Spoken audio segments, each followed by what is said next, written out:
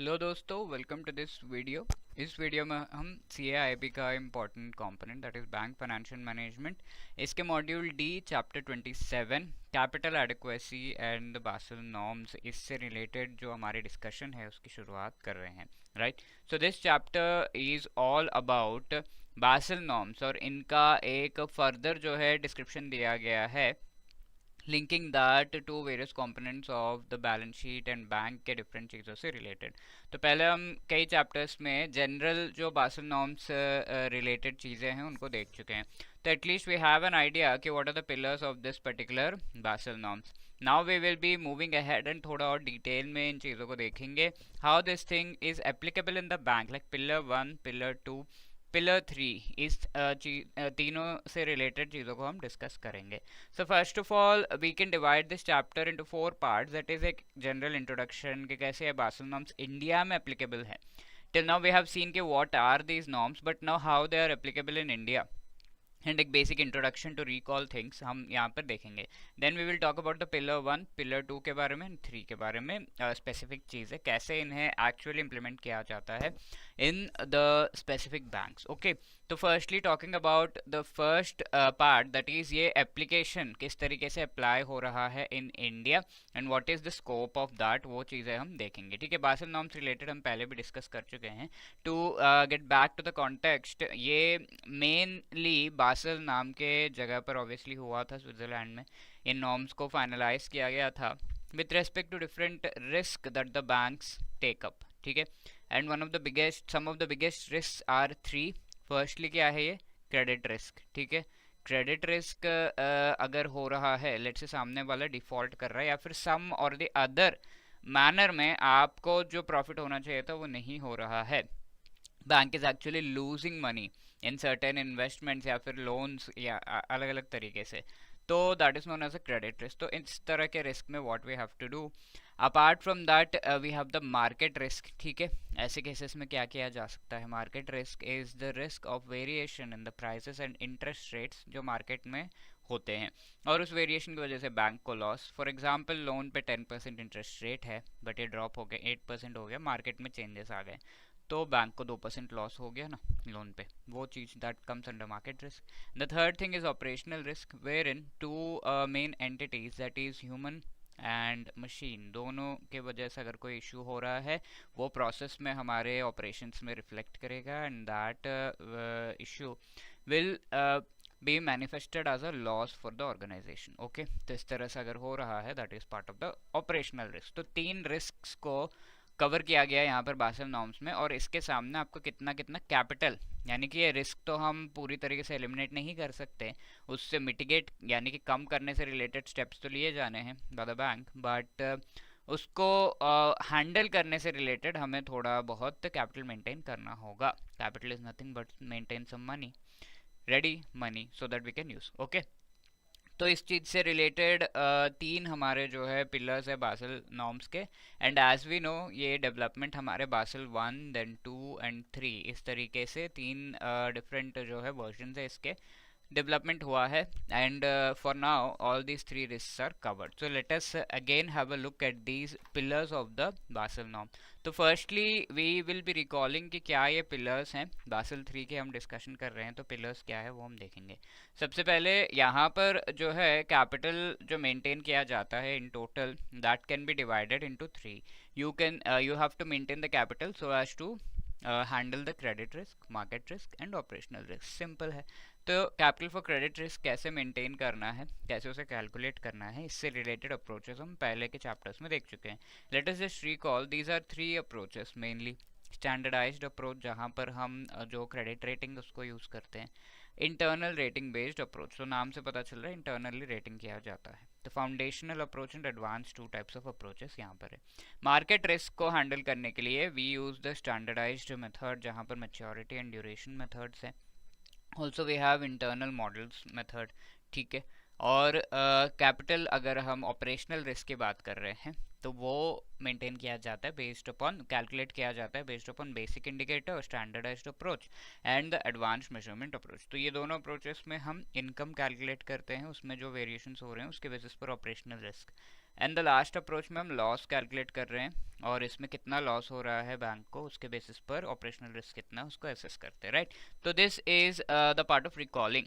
Now ये तो pillar 1 हो गया जहाँ पे कैपिटल एडिक्वेसी, एडिक्वेट कैपिटल आप मेंटेन कर रहे हैं कि नहीं, इससे रिलेटेड डिस्कशन थी। अब pillar 2 is related to supervisory review, यानी कि here we have covered certain risk but the capital जो हम मेंटेन कर रहे हैं वो इन रिस्क के लिए तो ठीक है, but there are certain risks which might not be calculated properly as per pillar 1 of this particular Basel norms. तो वो उनके सामने भी तो कैपिटल मेंटेन करना है, उनको भी तो हैंडल करना है। तो risk which are not fully captured in pillar 1 वो सुपरवाइजरी रिव्यू फ्रेमवर्क के थ्रू एक तो ये वाला मेंटेन कर रहे हैं कि नहीं वो देखना, और साथ के साथ और एक्स्ट्रा जो एडिशनल कैपिटल मेंटेन करना है उससे रिलेटेड डिस्कशन यहाँ पे किए गए।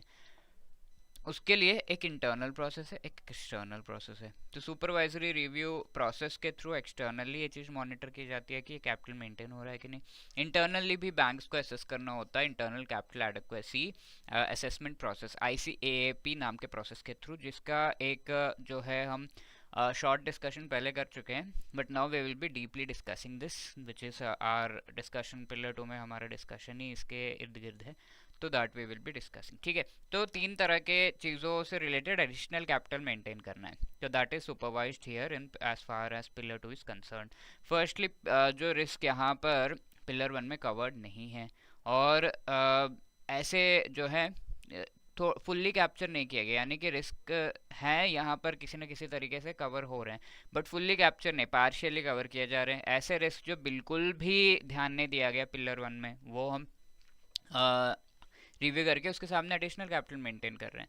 And there are certain factors जो कि बैंक के एक्सटर्नल है, लाइक अगर कोई रिसेशन हो गया, ग्लोबल रिसेशन हो गया, तो बैंक का तो कोई हाथ नहीं था इसमें, इकोनॉमी ने ढंग से फंक्शन नहीं किया, या फिर फंक्शन करने पर भी there are certain things which can go wrong, like bank ने एंटिसिपेट किया, बैंक गारंटी दे के बहुत लोग को गारंटीज दिए, बट सारे डिफॉल्ट हो गए तो बैंक को बहुत सारा पेमेंट करना पड़ा एंड बैंक बैंकरप्ट हो गया इस प्रोसेस में।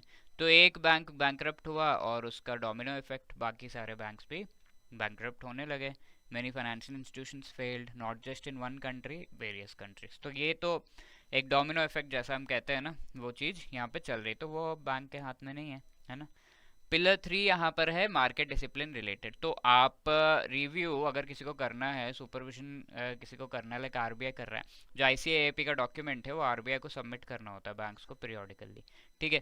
तो RBI is supervising this thing, but उसके लिए बैंक को तो ये डॉक्यूमेंट RBI को सबमिट करना है ना, तो that is called the disclosure. तो market discipline and disclosure related norms हमारे पिलर 3 में। तो डिस्क्लोजर रिक्वायरमेंट्स बैंक्स के क्या है, एंड ये डिस्क्लोज करने पर बहुत अच्छी तरीके से हेल्प होती है मार्केट पार्टिसिपेंट्स को ये जानने के लिए कि किस तरह से चीज़ें चल रही हैं and what should be the decision with respect to banks. अगर उन्हें कुछ डिसीजन लेना है तो they will be taking that, okay. So now actually किस तरीके से ये तीनों जो पिलर्स है उन्हें इंडिया एंड एप्लीकेशन कैसा है, कहाँ कहाँ पर अप्लाई किया जा सकता है। जनरली अगर हम देखें तो banks essentially commercial banks except cooperative and local area regional rural banks में उतना एप्लीकेबल नहीं है ये बासल नॉर्म्स, बट या कमर्शियल बैंक्स में मेनली एप्लीकेबल है। डिफरेंट लेवल्स पर एप्लीकेबल है ये। सोलो लेवल जहाँ पर बैंक जो है अकेले बैंक हो सकता है और इसके साथ उसके group companies and various other subsidiaries वगैरह हो सकते हैं।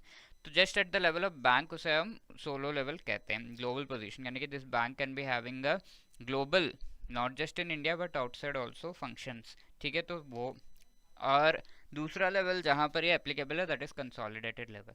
तो कंसोलिडेटेड लेवल पर बैंक में ये जो बासल नॉर्म्स एप्लीकेबल है उसके लिए बैंक को थोड़ा अलग तरीके से जो है डिफाइन किया गया है। बैंक के अगर ग्रुप कंपनीज या फिर सब्सिडियरीज वगैरह हैं तो it is generally called a consolidated bank, ठीक है। Bank along with the group entities is called a consolidated bank. तो कंसोलिडेटेड लेवल पर बासल नॉर्म्स एप्लीकेबल है। तो जब आपके रेशियोज कैलकुलेट किए जाएंगे risk wait assets and various other Capitals, तो वो कंसोलिडेटेड लेवल पर भी किए जाएंगे। ठीक है, तो यहाँ पे ग्रुप कंपनीज, ग्रुप एंटिटीज बताया तो गया है, लेकिन कुछ एंटिटीज यहाँ पर इंक्लूडेड नहीं है। कुछ ग्रुप कंपनीज बैंक के लेट से कुछ ऐसे एंटिटीज होंगे, subsidiaries which might be taking up insurance business, या फिर ऐसा कुछ जो कि फाइनेंशियल सर्विसेज से रिलेटेड ही नहीं है, तो ऐसे में उनको इंक्लूड नहीं करेंगे। जो इंश्योरेंस बिजनेस में है वो ग्रुप कंपनी के डेफिनेशन में नहीं आएंगे कंसोलिडेटेड बैंक के, और जो फाइनेंशियल सर्विसेज पिक ही नहीं कर रहे हैं they will also not be counted here. Okay, so that is the thing. तो ये चीज़ कैसे इंडिया में एप्लीकेबल है वो भी जानना हमारे लिए ज़रूरी है। ठीक है, तो as per reserve bank of India यहाँ बताया गया है कि जो आप पिलर 1 में डिफरेंट अप्रोचेस देख रहे हैं, so as to calculate the capital in front of different risk, तो आपको कौन सा अप्रोच जो है चुनना पड़ेगा, आरबीआई ने ये भी बताया है।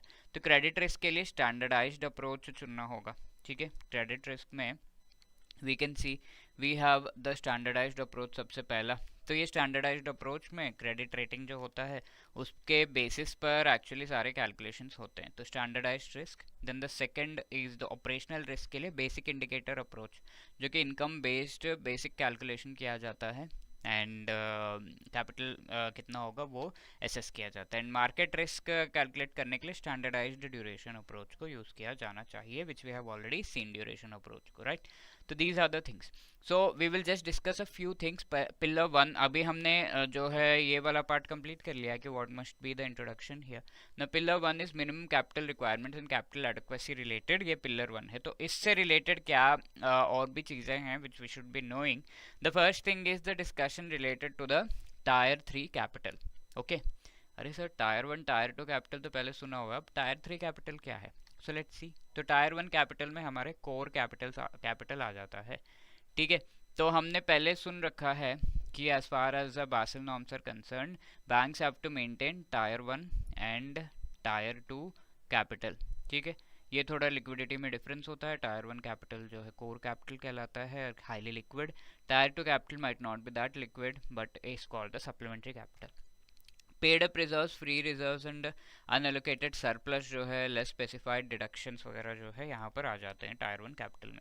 अब टायर 2 या सप्लीमेंटेड कैपिटल की अगर हम बात करें, इसका लेवल जनरली 100% ऑफ टायर 1। अगर टायर 1 1 करोड़ रुपए मेंटेन कर रहे हैं तो टायर 2 शुड बी 90 लाख्स या मैक्स टू मैक्स 1 करोड़ तक हो सकता है। तो 100% ऑफ टायर 1 ये टायर 2 कैपिटल होना चाहिए। तो टायर 2 कैपिटल सप्लीमेंट्री कैपिटल इसे कहा जा रहा है।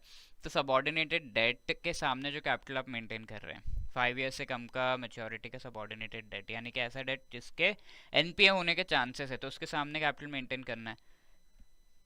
लोन लॉस अगर हुआ है उसके सामने लॉस रिजर्व्स, रीवैल्यूएशन रिजर्व्स। ठीक है, अभी टायर 1 का पार्ट है इंडिया में, बट ये जो है जनरली बासिल के हिसाब से टायर 2 में है।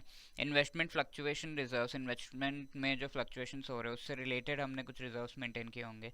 लिमिटेड लाइफ प्रेफरेंस शेयर्स वगैरह इशू किए होंगे, that also comes under tyre 2 capital. ठीक है, अब टायर 3 कैपिटल क्या है सर? तो टायर 3 कैपिटल एक्चुअली हमारा बासिल 2 में लाया गया था कि भाई एक और तरह का one more type of capital we have to maintain. तो that capital is with respect to the market risk. okay, this has been asked in the exam also. Tier 3 capital is being maintained, but it is with respect to what? The tier 3 capital is with respect to market risk, और ये Basil 2 में था, Basil 3 में we have phased it out. ठीक है, now we are not maintaining, तो we do not discuss much about this. Just इस capital को मेंटेन किस चीज़ के लिए किया जाता था? मार्केट रिस्क को कवर करने के लिए, उसको हैंडल करने के लिए किया जाता था। इतना जानना काफ़ी रहेगा। अगर किसी समय पर credit and counter party risk के लिए कैपिटल रिक्वायर्ड है तो टायर 1 टायर 2 कैपिटल में से हम यूज़ कर सकते हैं।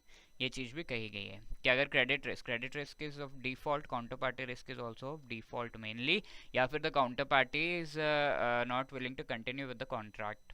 ठीक है, तो then there are these risk. तो ये रिस्क होते हैं, तो definitely we can go for using the tier 1 and tier 2 capital, and this is something that we have already seen. Tier 2 capital जो है टायर 1 कैपिटल का 100% के आसपास होना चाहिए।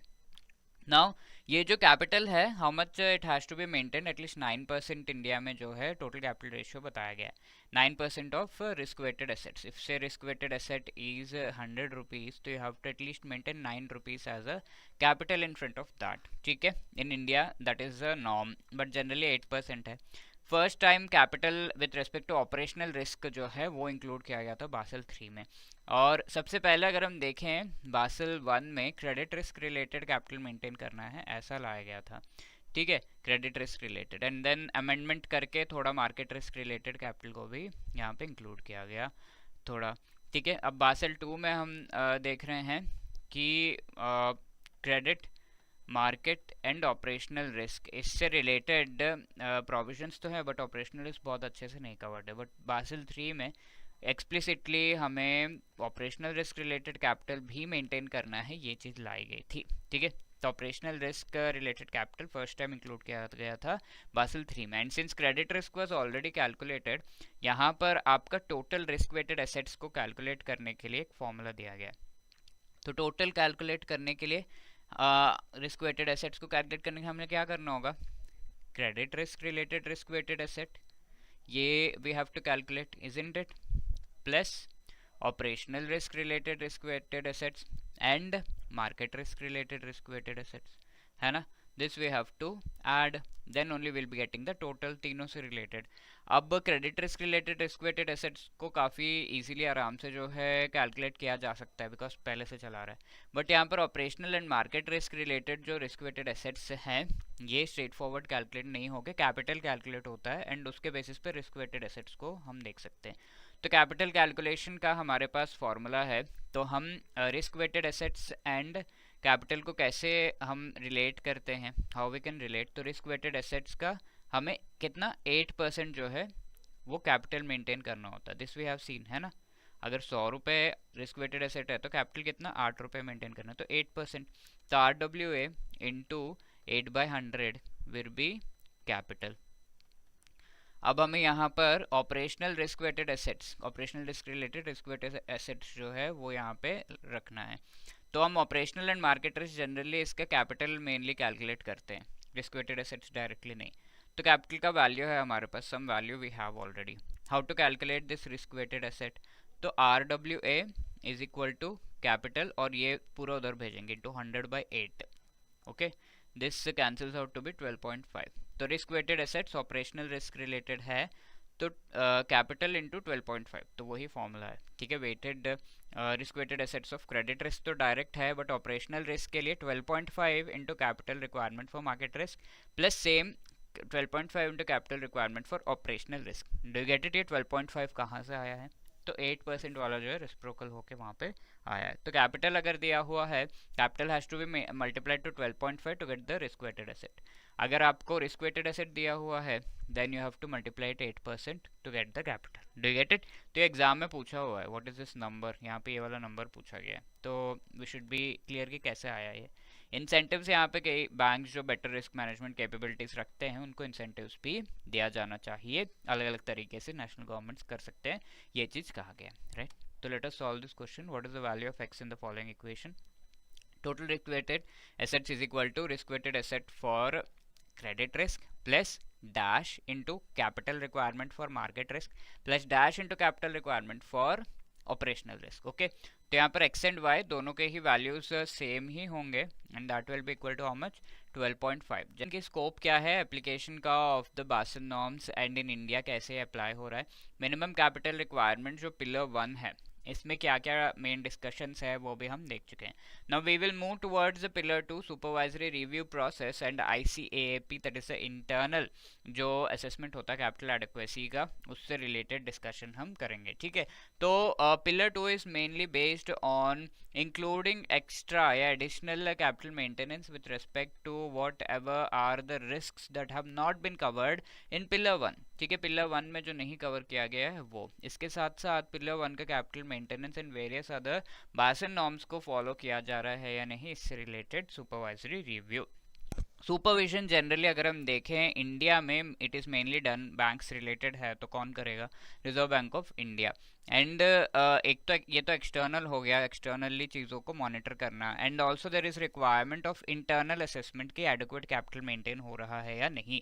If it all internally you are feeling कि there is requirement for more capital maintenance then it has to be done and included in this ICAAP report and the document, ठीक है। तो इसके बारे में इंटरनल एंड एक्सटर्नल दो तरीके से जो है ये किया जाता है। तो our discussion mainly will be on this ICAAP because external वाला थोड़ा बहुत पहले के चैप्टर्स में हम देख चुके हैं what it means. Now we will be mainly discussing about the internal capital adequacy assessment related जो प्रोसेस है and the document that is prepared, what are the contents of that. ठीक है, तो एडिशनल कैपिटल की requirement क्यों है? Generally pillar 1 we have seen 3 risk खाली cover करता है, क्रेडिट, मार्केट, ऑपरेशनल, बट कई सारे एडिशनल रिस्क भी हैं, तो उनके लिए एडिशनल कैपिटल को मेंटेन करने की ज़रूरत है.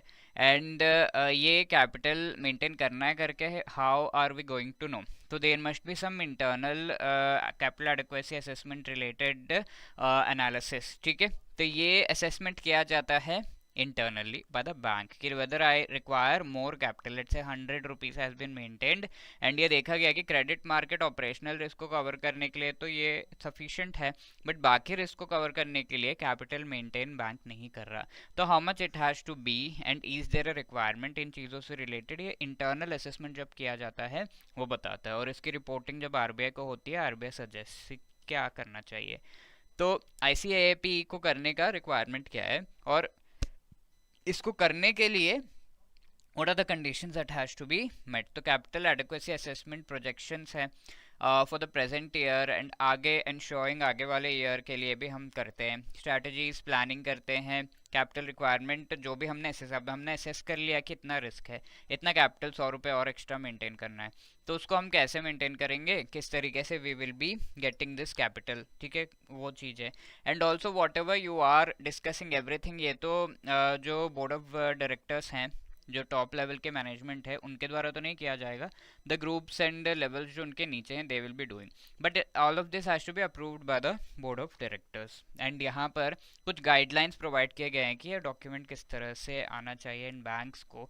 जो सेकंड पिलर है उसको जो है फॉलो करना और चीज़ों को मेंटेन करने से रिलेटेड, कैपिटल मेंटेन करने से रिलेटेड क्या चीज़ें फॉलो करनी चाहिए. तो RBI के guidelines and these guidelines are based upon the 3 pillars only. First वाले में एडिक्वेट कैपिटल, सेकंड में सुपरविजन रिलेटेड एंड थर्ड में market discipline and disclosure related 3 guidelines है which we have already seen in the previous chapters. And also supervisors and banks के responsibilities यहाँ पे principles के through बताए गए हैं. ओके, तो बैंक्स के लिए कहा गया कि they have to maintain adequate capital, also if possible they can maintain more additional capital. अब सुपरवाइजर्स के लिए कहा गया है कि they should be definitely reviewing कि बैंक ये मेंटेन कर रहा है या नहीं, and whenever there is any issue early intervention इनको करना है. ठीक है, तो ये चीज़ हम पहले ही देख चुके हैं, we won't be repeating that, but या ICAAP पर हमारा जो है मेन फोकस रहेगा. तो रिस्क कितना है, उस पर कैपिटल कितना मेंटेन करना है, रिस्क मैनेजमेंट का फ्रेमवर्क क्या होगा, इससे रिलेटेड सारी डिटेल्स आपको ICAAP में देखने को मिलती हैं. SRP के एक्सटर्नल जो है सुपरविजन के थ्रू ICAAP को इंटरनल जो ये इंटरनल डॉक्यूमेंट है उसे एक्सटर्नली रिव्यू भी किया जाता है. Okay, that is part of the supervisory review process, right. तो that is the thing. Now इसके स्ट्रक्चरल एस्पेक्ट्स क्या है ICAAP में, एक्चुअली कहाँ पर इसे जो है किस लेवल पर बनाना होता है ये document, and what are the things, क्या स्कोप है, ये सब हम देखते हैं. ये डॉक्यूमेंट बैंक्स सारे बैंक्स को बनाना होता है solo as well as consolidated level पर. नाउ यू नो हमने एप्लीकेशन में पढ़ रखे हैं कि सोलो लेवल क्या होता है, कंसोलिडेटेड लेवल क्या होता है. ओके, तो दोनों लेवल्स पर ये डॉक्यूमेंट को बनाना होता है. फर्म वाइड रिस्क प्रोफाइल इसमें इंक्लूडेड रहता है, और रिस्क रिलेटेड जो भी अल्टीमेट रिस्पॉन्सिबिलिटी ICAAP डॉक्यूमेंट को डिज़ाइन एंड इम्प्लीमेंट करने का वो बोर्ड ऑफ डायरेक्टर्स का होता है. तो these are the main facts. ICAAP को रिव्यू भी at least once in a year आपको जो बोर्ड ऑफ डायरेक्टर्स है उन्हें करना होगा. जो भी ये प्रोसेस है एंड उससे रिलेटेड डॉक्यूमेंट बन रहा है, that has to be reviewed by the board of directors at least once in a year. And ये सारा जो डॉक्यूमेंट है उसको बनाने के लिए ICAAP का there must be this principle of proportionality that is being followed. तो ऑब्वियसली बैंक जो भी काम कर रहा है वो कुछ बैंक के गोल्स होंगे, है ना, और ये goals will be related to maximising the profit, ना, प्रॉफिट को मैक्सिमाइज करने से रिलेटेड. तो ये सारे आपके बिजनेस गोल्स बन जाते हैं फॉर द बैंक, या कमर्शियल गोल्स बन जाते हैं, है ना. इसके साथ साथ bank also has to take care कि जो भी एक्टिविटीज़ कर रहा है bank, those are not creating unnecessary risk for the bank. Okay, तो इन दोनों को समन्वय में लेकर साथ के साथ together with each other they have to carry out these 2 things. Okay, तो whenever we are trying कि हमारा रिस्क जो है रिड्यूस हो, तो हमारा प्रॉफिट भी रिड्यूस होता है. For example we have the government securities, although these are very less risky, risk तो ऑलमोस्ट जीरो है इसमें, बट हमारा प्रॉफिट भी ज़्यादा नहीं होता है. But when you are ready to take a large risk, आपका प्रॉफिट भी इंक्रीज हो सकता है, लाइक कॉर्पोरेट बॉन्ड्स वगैरह में. तो दैट इज़ द थिंग, दोनों का एक प्रोपोर्शनल लेवल होना चाहिए. ऐसा नहीं कि बहुत ज़्यादा रिस्क ले ले रहे हैं और ज़्यादा प्रॉफिट कमाने के चक्कर में we are taking more risk. ठीक है, we should not do that. Risk management process should be proportional to business operations. That is what is the principle of proportionality. Proportionality यानी कि किन दो चीज़ों के बीच में प्रोपोर्शनैलिटी, बिजनेस एंड रिस्क. ठीक है, अब लेट्स से ये जो रिस्क मैनेजमेंट प्रोसेस है that can B of different levels and different तरीके से जो है बनाया जा सकता है बाय द डिफरेंट बैंक्स. अगर कोई बैंक ये कह रहा है कि उनका रिस्क मैनेजमेंट प्रोसेस सिंपल है, क्योंकि एक ऑप्टिमम होना चाहिए, ऐसा नहीं कि बहुत ही सिंपल है. बहुत ही सिंपल रहेगा तो असेसमेंट प्रोसेस और ये सारी चीज़ें कॉम्प्लेक्स, रिस्क तो कॉम्प्लेक्स ही रहते हैं हमेशा. तो बहुत ही सिंपल रहेगा तो how are you going to assess the risk and how are you going to manage it. ठीक है, तो अगर आप कह रहे हो if the bank is saying कि हमारा जो प्रोसेस है that is simple, then they have to provide कि रिस्क जो भी बैंक फेस कर रहा है उसका एक शॉर्ट लिस्ट उन्हें प्रोवाइड करना है. साथ के साथ बैंक के 3 से 5 साल, लाइक फ्रॉम नाउ, अभी जो भी साल उससे के बाद 3 से 3 to 5 years तक क्या क्या बैंक लॉस बेयर कर सकता है, what are the losses that the bank is going to face. ठीक ठीक है, that has to be listed along with that. उस ये जो है लास्ट 3 इयर्स का हमें बताना है, एंड नेक्स्ट 3 इयर्स का क्या जो रिस्क है उसके बेसिस पर कितना कैपिटल मेंटेन करना है ये बताना है. ठीक है, लास्ट 3 to 5 इयर्स के losses and next 3 to 5 years के जो रिस्क है उसके बेसिस पे कैपिटल कितना मेंटेन करना है, that has to be clearly explained and described. अगर आप कह रहे हो कि आपका बैंक का रिस्क मैनेजमेंट प्रोसेस सिंपल है. अब रिस्क मैनेजमेंट प्रोसेस अगर कॉम्प्लेक्स है, मॉडरेटली कॉम्प्लेक्स है, ऐसा आप कह रहे हो, तो यू शुड डेफिनेटली प्रोवाइड. अगर आप कॉम्प्लेक्स प्रोसेस है तो आप ज़्यादा रिस्क को कवर कर रहे होंगे डेफिनेटली, तो कॉम्प्रहेंसिव लिस्ट ऑफ रिस्क आपको प्रोवाइड करना है विच यू आर कवरिंग. ठीक है, इस पर्टिकुलर प्रोसेस के थ्रू आप बहुत लंबे जो है बहुत सारे रिस्क को कवर कर रहे होंगे. That is why it is moderately complex, तो you have to provide the list. Also detail में 1 साल के लिए बैंक का बिजनेस और चीज़ें कैसे चलेंगे उसका रिपोर्ट देना है, और कम डिटेल में 3 से 5 साल के लिए बैंक का business related information you have to provide. तो these are the requirements if you are assessing कि हाँ मेरा ये रिस्क मैनेजमेंट प्रोसेस इस टाइप का है. Now apart from that ICAIP के कुछ फीचर्स है, ये फॉरवर्ड लुकिंग होना चाहिए. जो डॉक्यूमेंट आप बना रहे हैं that should be forward looking in the sense इसमें मैक्रो इकोनॉमिक फैक्टर्स को देखना पड़ेगा, और आपके जो स्ट्रैटेजीज है उनको, कंस्ट्रेंट्स को जो है किस तरीके से आप कम कर रहे हैं, कैपिटल मेंटेन कर रहे हैं, कैपिटल का यूसेज कैसे हो रहा है, ये सब आगे फॉरवर्ड यानी कि in the future how it is happening and whether the macro economic factors are maintain. Macro economic factors यानी कि कैपिटल मेंटेन कैसे कर रहे हैं, मेनली कैपिटल ही है हमारा पूरा डिस्कशन का एम. तो कैपिटल मेंटेनेंस एंड कैसे उससे रिलेटेड कंस्ट्रेंट्स है उनको कैसे हैंडल कर रहे हैं, उन चीज़ों का डिस्क्रिप्शन ICAIP में होना चाहिए. Apart from that risk based होना चाहिए. यहाँ पर कई क्वांटिफाइबल रिस्क हैं, मोस्ट ऑफ द रिस्क जो है आपको क्वांटिफाई करने, लाइक क्रेडिट रिस्क. क्वांटिफाई करने का मतलब क्या है, क्रेडिट रिस्क, इसके सामने कितना कैपिटल मेंटेन करना है, इसका एक क्वांटिटी आपको पता है. But there are certain risks which are called non-quantifiable risk, like reputation, strategic risk. Reputation loss हुआ because of some negative image. कैसे strategy आपकी सही नहीं हुई and because of that bank had to face some loss. तो how can it be quantified? तो ये चीज़ों पर, इस टाइप के रिस्क पर we should not stress a lot कि इसको क्वांटिफाई करना है, बट क्वालिटेटिव एनालिसिस हम दे सकते हैं. तो क्वांटिटेटिव एनालिसिस देने की कोशिश करनी है, बट यू शुड सी कि बहुत ज़्यादा स्ट्रेस हम जो नॉन क्वांटिफाइबल रिस्क है उन पर नहीं लगा रहे, so as to quantify them. Now all the material risk have to be covered. Like material risk means what is the meaning of material risk? Some risk तो कई सारे होते हैं बैंक के, but certain risk only affect the bank's business. ठीक है, या फिर they create loss for the bank.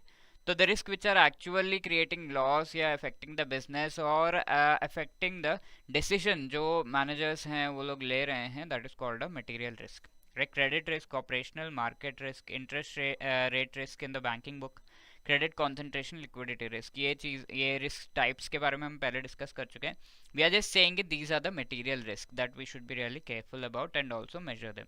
ICIP document अब आगे देख रहे हैं क्या पर्पस है इसका. Board of directors as well as RBI को अप्रेज करना, यानी कि they should know whether we are maintaining as a bank the adequate capital and whether we require some extra capital, additional capital, risk सारे cover हो रहे हैं यानी इससे रिलेटेड उनको अप्रेस करना, यानी कि they should have an idea. कौन कौन? Board of director and reserve bank of India. RBI को फाइनली ये डॉक्यूमेंट सबमिट होता है. अब देख लेते हैं इसमें कंटेंट्स क्या क्या है.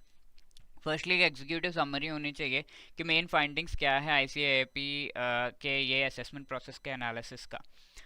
कॉम्पोजिशन क्या है इंटरनल कैपिटल का, CRAR और पिलर 1 कैपिटल मेंटेन कर रहे हैं या नहीं. ठीक है, capital to risk weighted assets ratio क्या है, एंड उसके सामने पिलर 1 कैपिटल हम मेंटेन करते हैं. तो whether we are maintaining it adequate है या नहीं, जो रिस्क मैनेजमेंट प्रोसेस है बैंक का फॉर हैंडलिंग द रिस्क. अब बैकग्राउंड भी हमें बताना है इस डॉक्यूमेंट में कि ऑर्गेनाइजेशनल, हिस्टोरिकल, फाइनेंशियल डेटा बताना है. Current and projected financial and capital positions क्या है, हमारा अभी क्या पोजीशन है, आगे क्या होने वाला है. एडिक्वेट कैपिटल उसके सामने हम मेंटेन कर रहे हैं यानी बिजनेस प्लान हमारे सही हैं या नहीं. टाइम पीरियड जो सेलेक्ट किया है हमने, वेदर 1 ईयर का बता रहे हैं, 2-3 ईयर्स का बता रहे हैं, why we have selected that time period, that also should be information with respect to that also should be available. Now risk जो एनालाइज किया गया है, whether they are quantitative risk. Mostly ये ट्राई करना है कि the ICIP document has quantitative result of risk. ठीक है, quantitative analysis of the risk and bank का रिस्क एपेटाइट कितना है, कितना रिस्क ले सकते हैं. And if it is not possible, qualitative at least result हम प्रोवाइड करें. Comparison of RBI assets, CRAR, capital to risk weighted assets. RBI ने अपने जो साइट इंस्पेक्शन है उस समय एसेस किया होगा बैंक के लिए, लेट्स से वो 100 है एंड बैंक ने 80 किया है, तो इनका कंपैरिजन होना चाहिए. Why there is a difference and why this things. Okay, whether it is matching, तो हाउ. ठीक है, बेसिस क्या है, सारी चीज़ें. मेथोडोलॉजी, एजम्पशंस, तो डिफरेंट मॉडल्स हम यूज़ करते हैं so as to quantify the risk. तो उनके पीछे एजम्पशन क्या है, पैरामीटर्स क्या यूज़ किए हैं, पीरियड कितना है, कैलिब्रेट किया है कि नहीं, लिमिटेशन, सेंसिटिविटी कितनी है, चेंजेस मार्केट में हो रहे हैं, तो ये जो हमारे मॉडल्स हैं वो चेंजेस की वजह से कितना लॉस बैंक को हो सकता है वो प्रॉपर्ली एसेस कर पा रहे हैं, यानी एक्चुअल लॉस से उनका कंपैरिजन वगैरह. ठीक है, ये सारी चीज़ें. कैपिटल अगर आप ट्रांसफ़र करना चाहते हैं लाइक बैंकिंग बिजनेस से किसी और चीज़ में बैंक रिलेटेड, तो are you able to transfer that capital या फिर उसमें कुछ रिस्ट्रिक्शंस हैं. फर्म वाइड रिस्क से रिलेटेड ओवरसाइट हो रहा है या नहीं, यानी कि काफ़ी प्रोसेस होते हैं बैंक के, उन सारे प्रोसेसेस में what is the risk that the bank might be facing and what is the capital it has to maintain. All of this things are being measured, assessed और नॉट. ठीक है, risk management system bank में कैसा है, also off balance sheet exposures bank के कैसे, because this becomes a major part. Off balance sheet exposures can include what? They can include the bank guarantee, they can include the letter of credit, है ना. तो ये चीज़ें major बन जाती हैं. ऑल्दो बैंक को इस पर थोड़ा कमीशन तो मिल रहा है, लेकिन if there is a default then यहाँ पर इन पर बैंक को डेफिनेटली लॉस होगा. तो दिस बिकम्स इम्पॉर्टेंट, राइट. और इनको असेस करना बहुत ज़्यादा ज़रूरी है. Along with that there is securitization also, so we have a fair idea कि what is securitization. तो यहाँ हम देखते हैं कि जो भी लोन एसेट्स है बैंक के, तो वो SPV को ट्रांसफ़र करता है, special purpose vehicle, and it issues securities over these loan assets. ठीक है, डिफरेंट ट्रांचेस में इशू किए जाते हैं ऐसे. तो this also becomes N of balance sheet exposure, because ये जो लोन है और सामने ये हमारे जो सिक्योरिटीज़ है उसका पेमेंट्स वगैरह बैंक के थ्रू ही जाना है. लोन का पेमेंट आएगा, SPV को पे किया जाएगा, SPV विल पे देम, तो दैट. तो दीज थिंग्स ऑल्सो इनका अच्छा एक ट्रैक रखना है, और इसके वजह से, क्योंकि ये रिस्क एसेस करने में हेल्प करते हैं, मेजर रिस्क इसके वजह से ही होता है. तो whether we are able to handle them. Assessment, reputational risk कुछ हो रहा है और उनके सोर्सेस क्या है, इनसे related information.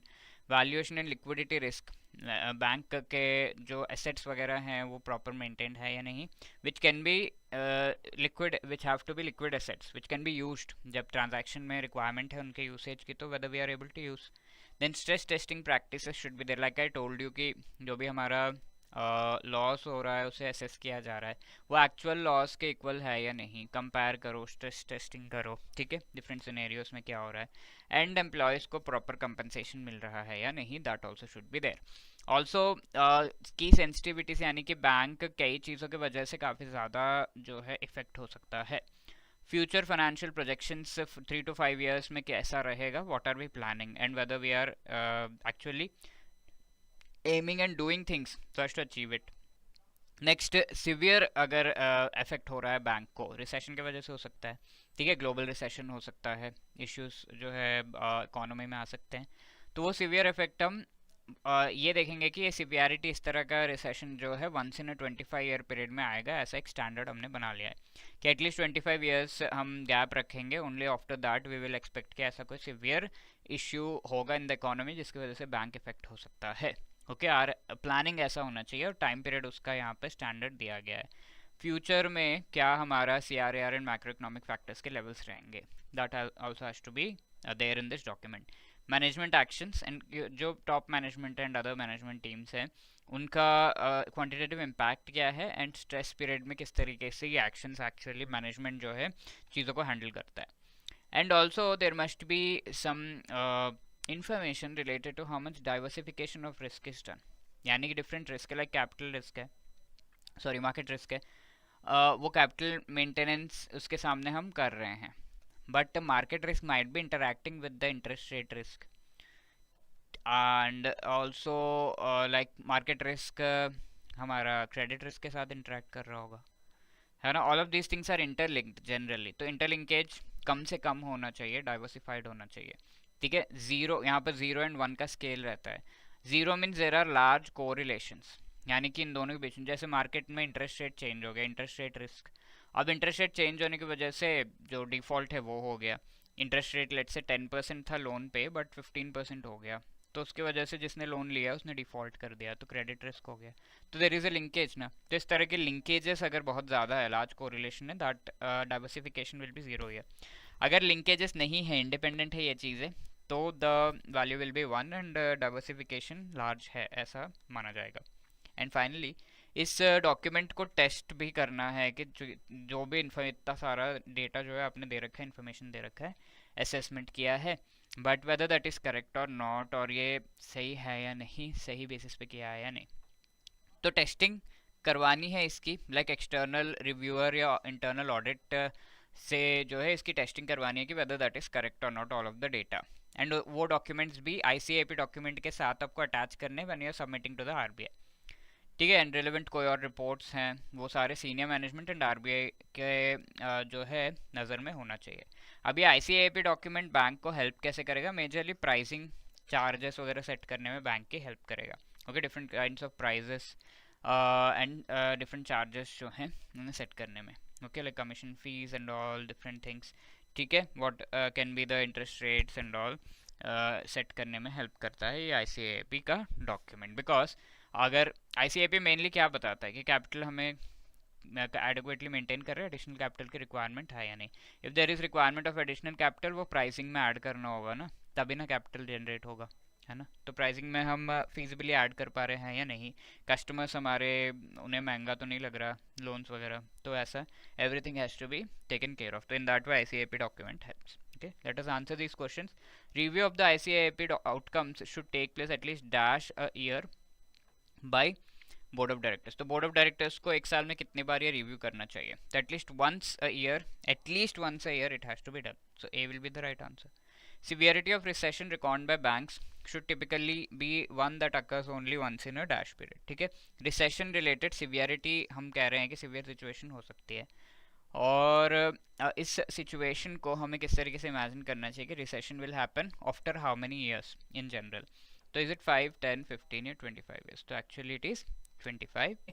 So we have already discussed the scope of application या बासिल नॉर्म्स कैसे कैसे एप्लीकेबल हैं in India and in general.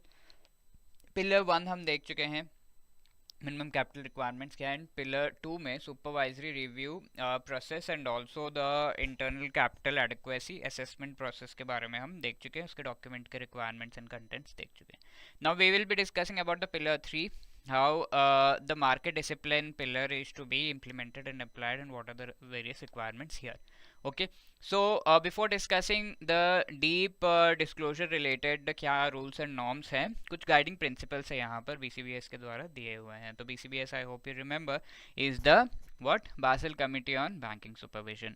No, first principle दिया हुआ है कि डिस्क्लोजर जो भी हम दे रहे हैं, बैंक्स दे रहे हैं, इन द सेंस हम, in the sense we, I told you कि we should consider ourselves as bank, and that disclosure has to be clear, comprehensive, meaningful होना चाहिए यूजर्स के लिए. क्लियर होना चाहिए यानी कि चीज़ें समझ में आनी चाहिए. Comprehensive is it should not, it should include everything, ठीक है, all the different scenarios and everything required, ठीक है. मीनिंगफुल होना चाहिए यूजर्स के लिए, दैट यूजर्स उसे यूज़ कर सके for some particular purpose, like some financial institution is having a look at the disclosure, so it is able to identify the financial and various other credentials जो bank के हैं. Consistent होने चाहिए over time, ठीक है, ऐसा नहीं कि एक बार कुछ फिर फॉर्मेट चेंज, ऐसा नहीं. कंपैरेबल होना चाहिए अक्रॉस ऑल द बैंक्स, ठीक है. उसके लिए एक जनरल स्टैंडर्ड ले डाउन करना ज़रूरी है इंटरनेशनल लेवल पर बीसीबीएस के द्वारा एंड नेशनल लेवल पर डिफरेंट सेंट्रल बैंक्स के द्वारा, which has been done. Now what is the scope and frequency disclosures का? एक्चुअली ये जो डिस्क्लोजर्स है जनरली सब्सिडियरीज जो बैंक्स के हैं उनके लिए रिक्वायर्ड नहीं है. बैंक खुद अपने लिए होल्डिंग कंपनी दे सकता है, बट ये रिक्वायर्ड है अगर कोई फंड ट्रांसफ़र या कैपिटल मूवमेंट हो रहा है between the holding company and the subsidiaries. और टाइम यहाँ पर दिया हुआ है डिस्क्लोजर्स का कि एटलीस्ट हाफ ईयरली बेसिस पर आपको ये डिस्क्लोजर्स लेकर आने हैं. बट कुछ ऐसे इंपॉर्टेंट डिस्क्लोजर्स है जिन्हें क्वार्टरली बेसिस पर आपको लेकर आना पड़ेगा. Those are the capital adequacy related, credit risk general disclosures and credit risk disclosures ऐसे बैंक्स के लिए who are following the standardised approach so as to calculate the capital with respect to the credit risk, ठीक है. तो ये चीज़ें हमें देखनी होंगी कि ये 3 जो डिस्क्लोजर्स है ये एटलीस्ट क्वार्टरली बेसिस पर हो, बाकी सारे हाफ ईयरली बेसिस पर हो चलेगा. फीचर्स क्या है डिस्क्लोजर्स के? जनरल वैलिडेशन इनका सही से होना चाहिए कि हाँ दीज आर करेक्ट. मटेरियलिटी होनी चाहिए यहाँ पर कि इन्फॉर्मेशन जो भी आप दे रहे हो that is material information, something that is very much relevant, and वो इन्फॉर्मेशन अगर ओमिट कर देंगे, if that information is not available, that will affect the decisions of the organisation या फिर बैंक एज अ होल, है ना. अगर कोई इन्फॉर्मेशन स्किप कर रहे हैं तो वो डिसीजंस में वेरिएशन ला सकता है ऑफ द बैंक. तो ऐसा इंपॉर्टेंट इन्फॉर्मेशन यानी कि इन्फॉर्मेशन की इंपॉर्टेंस होनी चाहिए. पॉलिसी इन दिस रिगार्ड जो है कि कैसे डिस्क्लोजर्स हो बैंक के लेवल पर वो ले डाउन करना जरूरी है. Now will have a look कि प्रेजेंट कैसे करने हैं disclosure requirements and documents and what should be the content in them, how the tables look and क्या यहाँ पे किया जा सकता है. सबसे पहले स्कोप ऑफ एप्लीकेशन. यहाँ पर डिस्क्लोजर अब जब कर रहे हैं तो किसका डिस्क्लोजर है वो तो पता होना चाहिए ना. लेट्स से एसबीआई कर रहा है तो SBI has to mention about itself, and SBI also has to mention about its group companies, because consolidated level पर जब किया जाता है disclosure then we know कि the bank along with the certain of the group companies उनसे related disclosure यहाँ पे करना होता है. तो SBI अपना information and group companies का information देगा. तो सबसे पहला फॉर्म यहाँ पे टेबल DF1 हम यहाँ पे देख रहे हैं. तो this is disclosure form 1. Scope of application बता रहा है. The name of the head of the banking group, तो यहाँ पे हेड क्या है SBI. तो name of the entity country of incorporation let's say SBI India, इस तरीके से हमने यहाँ पे फिल कर दिया. Whether it is included under accounting scope. Consolidation यानी कि ये कंसोलिडेटेड बैंक का जो डेफिनेशन है उसमें ये अकाउंटिंग लेवल पर इंक्लूडेड है और क्या ये रेगुलेटरी लेवल पर इंक्लूडेड है, ठीक है. For the purposes of account, internal account से, एक तो इंटरनल हो गया अकाउंटिंग, ठीक है, उसके लिए ये जो है obviously the head will be included. अब एक्सटर्नली जो कंट्री का सेंट्रल बैंक है उसने इस पर्टिकुलर होल्डिंग कंपनी को इंक्लूड किया है, यस, ठीक है. तो वो चीज़ है यस या नो यहाँ पे देना है. यस. मेथड क्या है कंसोलिडेशन का, किस तरीके का, there are different methods, we won't go into the depth, but या किस मेथड से कंसोलिडेशन किया जा रहा है इसका along with its group companies. And ये रेगुलेटर ने इसे इंक्लूड किया है या नहीं वो चीज़ भी यहाँ टेबल में लिख देंगे. एंड यहाँ पे मेथड बता देंगे कंसोलिडेशन का रेगुलेटर के हिसाब से. तो इंटरनल एक्सटर्नल में डिफरेंसेस क्यों आ रहे हैं उनके रीजंस भी यहाँ पे बताने हैं. And if consolidated only one of the scopes, किसी एक में ही आप जो है कंसोलिडेशन के लिए ये पर्टिकुलर हेड को इंक्लूड कर रहे हैं, तो उसका रीज़न भी बताना है। दोनों में डिफरेंस, अगर दो नहीं यूज़ किया कोई एक ही यूज़ किया है तो उसका भी रीज़न यहाँ पर you have to tell. Okay, that is the thing. Now इससे related there are qualitative and quantitative disclosures. Always I told you कि क्वालिटेटिव एंड क्वांटिटेटिव डिस्क्लोजर्स आपको करने हैं। For example there are some risk जो कि non quantifiable कई बार लगते हैं, तो with respect to them qualitative disclosures आपको करने होते हैं। क्वांटिटी आप नहीं बता सकते तो क्वालिटेटिव डिस्क्लोजर तो करना है। बट यहाँ पे qualitative disclosure is a different thing. यहाँ पे ग्रुप एंटिटीज का एक जो है इंफॉर्मेशन आपको देना होगा, और ये ग्रुप एंटिटीज में कंसोलिडेशन के अंदर अंडर कुछ हो सकते हैं, कुछ ऐसे ग्रुप एंटिटीज हो सकते हैं which are not included under the definition of consolidated bank. तो ये कंसोलिडेटेड बैंक के अंडर इंक्लूडेड जो नहीं है, वी हैव सीन के इंश्योरेंस से रिलेटेड अगर है, या फिर ये रिलेटेड है टू द फाइनेंशियल एक्टिविटी से रिलेटेड ही नहीं है ये जो सब्सिडियरी है, तो उसे हम कंसोलिडेटेड बैंक के डेफिनेशन में नहीं लेंगे। तो यहाँ पे you have to give the qualitative disclosure कि कौन इंक्लूडेड नहीं इंक्लूडेड है। Group entities considered for consolidation, not considered, उनसे रिलेटेड अकाउंटिंग रेगुलेटरी स्कोप में वो इंक्लूडेड है, कहाँ पर इंक्लूडेड है, इस तरीके से you have to give the information. Name of entity क्या है जो भी सब्सिडियरी है, प्रिंसिपल एक्टिविटी क्या है एंटिटी का, टोटल बैलेंस शीट इक्विटी उनका कितना है, परसेंटेज ऑफ होल्डिंग बैंक का कितना है, इसमें कितना होल्डिंग है, 40% एसबीआई होल्ड कर रहा है, बाकी कहीं और से लिया हुआ है investment, regulatory treatment bank's investment का किस तरीके का है, capital instrument of the entity and total balance sheet assets कितने हैं इस पर्टिकुलर एंटिटी के, that has to be mention. तो क्वालिटेटिव में भी कुछ क्वांटिटीज आपको मेंशन करनी होती हैं ना। क्वांटिटेटिव डिस्क्लोजर्स यहाँ पर अगर हम देखें तो entities which are included for consolidation, तो सभी एंटिटीज के बारे में क्वालिटेटिव इन्फॉर्मेशन हमने यहाँ पे दे दी। Now different numbers you have to include here in the disclosure. तो जो भी कंसोलिडेशन में इंक्लूडेड है, यानी कि अंदर जो एंटिटीज है inside the consolidated bank definition, about that you have to give the information here in this table. Now there are certain who are not included, उनसे related information आपको further यहाँ पे देनी है, ठीक है। तो यहाँ पर अगर हम देखें name of entity, principal activity क्या है, टोटल बैलेंस शीट एक्विटी क्या है, बैलेंस शीट एसेट्स कितने हैं, and aggregate amount of capital deficiencies अगर हैं in all the subsidiaries which are not included in regulatory scope of consolidation, तो उसका भी हमें इन्फॉर्मेशन बताना है। यहाँ पर नेम क्या है, principal activity, total balance sheet equity, percentage bank का होल्डिंग एंड कैपिटल जो रिक्वायरमेंट है उसमें थोड़ी डेफिशिएंसी है तो you have to give the information. अब इसके अलावा जो भी aggregate amounts of the bank's total interest in insurance entities which are risk weighted, ठीक है। Insurance entities generally consolidated bank के अंडर नहीं आते, तो उनका भी information you have to give here, ठीक है। Apart from that is the first part जहाँ पर हम बैंक के एंटिटीज का सिंपल डायरेक्ट जो है इनिशियल इन्फॉर्मेशन दे रहे हैं बैंक के साथ। तो कंसोलिडेटेड बैंक का डेफिनेशन के अंदर जो चीज़ें आ रही हैं as per that we are providing the disclosure. The capital adequate maintain किया है या नहीं, उससे रिलेटेड इन्फॉर्मेशन भी देना है ना, that we are giving. Qualitative disclosure में हमेशा एक डिस्क्रिप्शन रहेगा कि एडिक्वेट कैपिटल मेंटेन किया जा रहा है या नहीं, assessing the adequacy of its capital. अब क्वांटिटेटिव डिस्क्लोजर में quantitatively you have to tell कि capital, credit risk, market risk, operational risk के लिए कितना मेंटेन्ड है, tier 1 tier 2, total capital ratios हमारे कैसे हैं, ठीक है। क्वांटिटीज हमें बताने हैं यहाँ पर क्वांटिटेटिव डिस्क्लोजर में। एंड इंडिविजुअली हम ये भी देखेंगे कि credit risk, market risk, operational risk related किस तरह के टेबल्स यूज किए गए हैं so as to present the information. Now qualitative disclosure with यहाँ पर थर्ड जो टेबल है that is related to credit risk general disclosure. तो हमने देखा था कि ये जो डिस्क्लोजर है क्वार्टरली बेसिस पर हमें करना है, बाकी पहले वाले कैसे हाफ ईयरली बेसिस पर यू हैव टू डू। तो this is an important disclosure quarterly basis. Qualitative disclosure credit risk related past dues किसी के कुछ हैं, क्रेडिट रिस्क मैनेजमेंट पॉलिसी हमारी कैसी है उस पर एक डिस्कशन आपको क्वालिटेटिवली बताना है। क्वांटिटीज आपको देने हैं, cross credit risk exposure, geography wise distribution कैसा है एक्सपोजर्स का, यानी कि एक्सपोजर्स मींस लोन्स कहाँ कहाँ दिए हुए हैं, कहाँ डिफॉल्ट हुआ है, इंडस्ट्रीज कहाँ पर आपने पैसे दिए हैं and you have seen NPS there, residual contractual maturity कितनी रहती है इन सर्टेन एसेट्स जहाँ पर आपको एनपीए होने का जो है चांसेस दिख रहा है, और एनपीए ग्रॉस एनपीए के अमाउंट्स बताने, सब स्टैंडर्ड में कितने, डाउटफुल 1 to 3 में कितने, लॉस एसेट्स कितने। तो these I think you know, वरना आगे हम जो है चैप्टर्स में देखेंगे ये। नेट एनपीए कितना, एनपीए रेशियोज बताने हैं, एनपीए का मूवमेंट कैसा है, ओपनिंग बैलेंस क्लोजिंग के टाइम पे कितना, एंड उससे रिलेटेड प्रोविजनिंग हमने करनी है एनपीए के सामने, है ना. We have to maintain some capital, so that capital related information, opening के समय कितना, क्लोजिंग बीच में कितना कितना रहा, अमाउंट कितना रहा है नॉन परफॉर्मिंग इन्वेस्टमेंट्स का, एंड प्रोविजन से इस इन इन्वेस्टमेंट रिलेटेड हमने कितनी कर रखी है.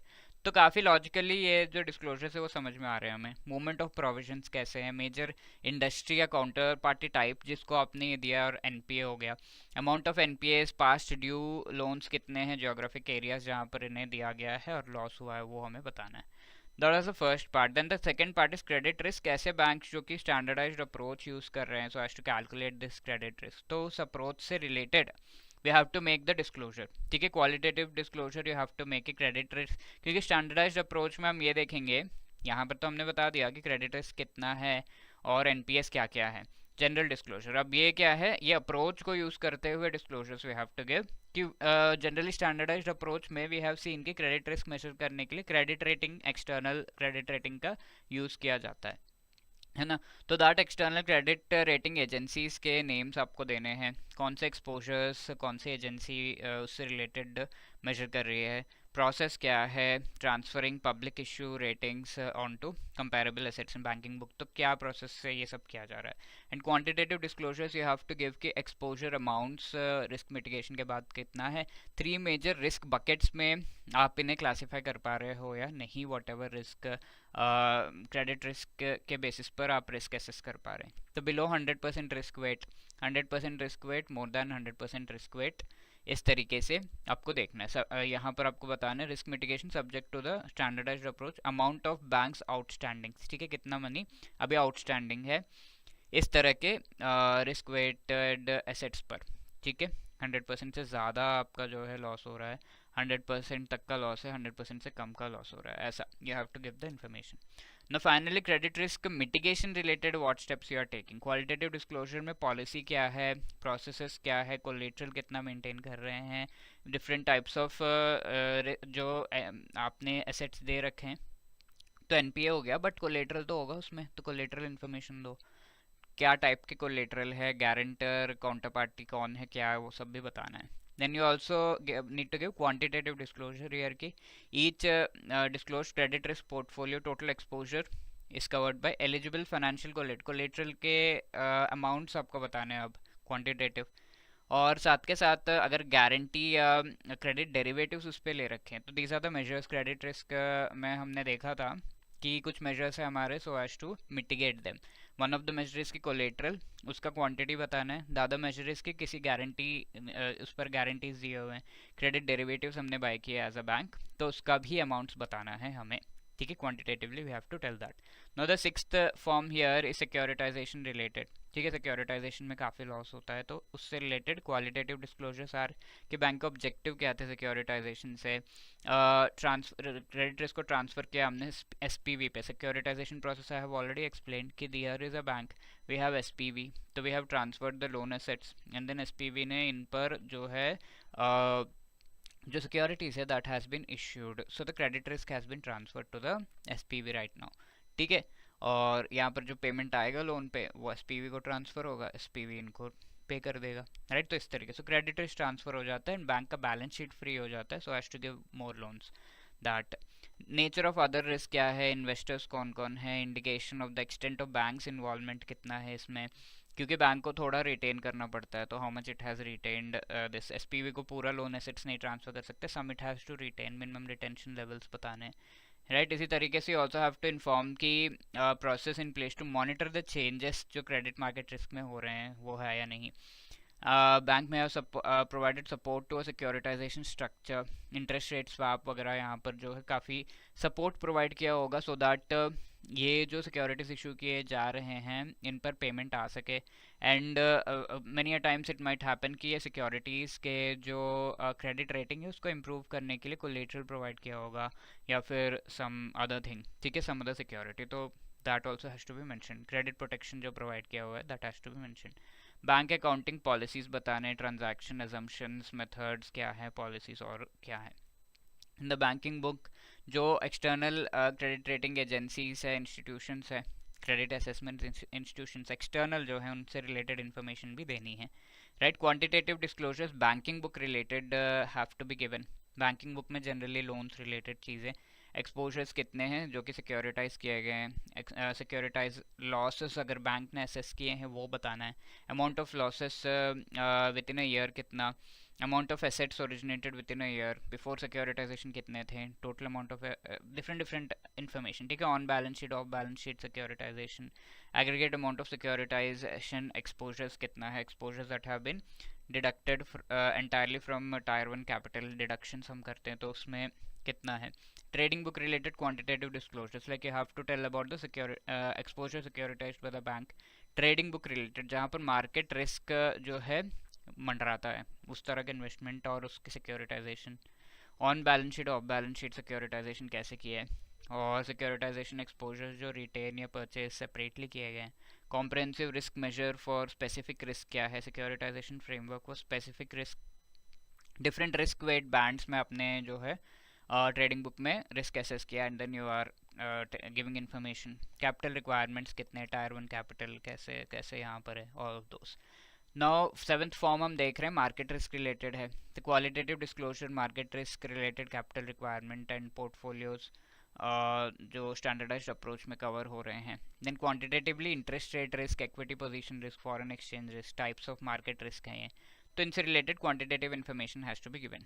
ना ऑपरेशनल रिस्क में मेनली क्वालिटेटिव डिस्क्लोजर्स हम रखेंगे, क्वालिटेटिव रिक्वायरमेंट कितना है इसमें, रिस्क कैपिटल कितना मेंटेन कर रहे हैं। 9th form is related to interest rate risk in the banking book, IRRBB है ना, qualitative disclosure we are providing की अजम्पशंस क्या है, और इंटरेस्ट रेट रिस्क किस किस वजह से हो रहा है, right, all of these things. And quantitative disclosure you have to provide कि the increase in the earnings and economic value for upward and downward rate shocks, यानी कि आपका जो इंटरेस्ट रेट है ऊपर जा रहा है नीचे आ रहा है तो उसके वजह से इंटरेस्ट रेट रिस्क में वेरिएशंस क्या है, broken down by currency, whether turnover is more than 5% of the total turnover, ठीक है, टर्नओवर जो भी आ रहा है सर्टेन करेंसी से, टोटल टर्नओवर का 5% या उससे ज़्यादा है तो currency wise you have to break it down, ठीक है। देन 10th फॉर्म यहाँ पर है general disclosure related to counterparty credit risk, counter party अगर पेमेंट नहीं कर पा रहा है तो उससे रिलेटेड। क्वालिटेटिव डिस्क्लोजर क्या होगा, with respect to derivatives in counterparty credit risk, counterparty आप देख रहे हो कि रिस्की है पर्सन, तो you have taken some credit derivatives उसको कवर, रिस्क को कवर करने के लिए, ट्रांसफर करने के लिए, तो उससे रिलेटेड इन्फॉर्मेशन, मेथडोलॉजी क्या है, पॉलिसीज़ क्या है यहाँ पे, इम्पैक्ट क्या है, कोलेटरल वगैरह जो बैंक ले रखा है उस पर, ठीक है, क्रेडिट डाउनग्रेड का। और क्वांटिटेटिव डिस्क्लोजर आपको बताना है कि gross positive fair value contracts की कितनी है, कोलेटरल कितना आपने हेल्ड कर रहा है in such counter party risk situations, credit derivative transactions से रिलेटेड भी क्वांटिटेटिव डिस्कशन आपको बतानी है। अब ये तो डिस्क्लोजर्स हमने दे दिया, but you also have to have more disclosures, और भी डिस्क्लोजर्स आपको करने if you are a bank obviously. Securitization exposures trading book में कितने हैं, sponsorship off balance sheet vehicles का, वैल्यूएशन जो है सिक्योरिटाइजेशन एक्सपोजर्स यानी लोन्स वगैरह के, pipeline warehousing risk with respect to securitization exposures, ठीक है, तो different kinds of risk can be there, उससे related information, risk profile market participants को जो है आपको बताना होगा। Now full terms and conditions, जो भी इंस्ट्रूमेंट्स हैं, रेगुलेटरी कैपिटल का पार्ट जो भी आप रख रहे हैं, like you will maintain capital firstly in cash, then different kinds of collateral होंगे आपके पास, देन क्रेडिट डेरिवेटिव्स आपके पास होंगे, all of these related information website पर आपको अपडेटेड इन्फॉर्मेशन जैसे जैसे चेंज हो रहा है, you have to keep updating and prescribe format में, ताकि everybody can be utilizing that information, ऐसा आपको मेंटेन करना है on your website as a bank. And RBI ने 6 अगस्त 2010 को एक मेजर डिसीजन लिया, बैंक्स को देखा कि जो भी हेल्ड टू मैच्योरिटी वाले सिक्योरिटीज थे, तो what does held to maturity type mean, it means कि अगर 1 ईयर का मैच्योरिटी है सिक्योरिटी पर, then you have to maintain it till 1 year, held to maturity category में रखा है तो, एंड देन उसका प्रॉफिट आपको लेना है, वो ट्रेडिंग के लिए अवेलेबल नहीं रहता generally, but banks are using this held to maturity type of securities for trading, and बहुत ज़्यादा सेल उसका कर रहे हैं, टू फ्रीक्वेंटली दैट टू। तो आरबीआई ने कहा कि अगर 5% से ज़्यादा आपका ईयर स्टार्ट से जितना भी आपका जो है हेल्ड टू मैच्योरिटी पोर्टफोलियो में आपने सारे सिक्योरिटीज़ रखे हैं, 5% से ज़्यादा सेल दिख रहा है अगर आरबीआई को, देन एनुअल फाइनेंशियल स्टेटमेंट में आपको जो वेरिएशन है, यानी कि लेट्स से 7% वेरिएशन हुआ और चेंजेस आए, 100 रुपीज़ आपने हेल्ड टू मेच्योरिटी सिक्योरिटीज रखे थे, अब 107 रुपीज़ और इससे भी ज़्यादा प्लस जो भी इंटरेस्ट इनकम मिलना था ये हो रहा है, तो 7 रुपीज़ हमारा एक्स्ट्रा वेरिएशन दिख रहा है। तो that is more than 5% let's say, तो वो एनुअल फाइनेंशियल स्टेटमेंट में कितना वेरिएशन हो रहा है, कितना बुक वैल्यू के ऊपर आप कमा रहे हो from these securities, that has to be mentioned so that RBI can identify ki what sale and all you have done in this particular category. Then 18th April 2017 को another decision लिया RBI ने। RBI के norms जो है asset classification provisioning के, उसके खिलाफ या फिर उसको फॉलो ढंग से बैंक्स नहीं कर रहे हैं, ठीक है। तो जो भी जितना भी कहा गया है इतना आपको जो है प्रोविजनिंग करना है, तो उतना मेंटेन नहीं कर रहे हैं बैंक्स। तो अगर ये 15% से कम हो जा रहा है, जो भी डिफरेंस 100 रुपीज़ मेंटेन करना था but you're only maintaining 80 rupees, तो 20% का जो है डिफरेंस आ रहा है। तो then additional disclosure with respect to such kinds of NPA और प्रोविजनिंग रिक्वायरमेंट जो है उसमें डिफरेंसेस आ रहे हैं। तो जो डिफरेंसेस हैं, जो आपने इतना मेंटेन नहीं किया, whatever is deficiency, you have to mention that thing in the disclosure and RBI should know about it, ठीक है।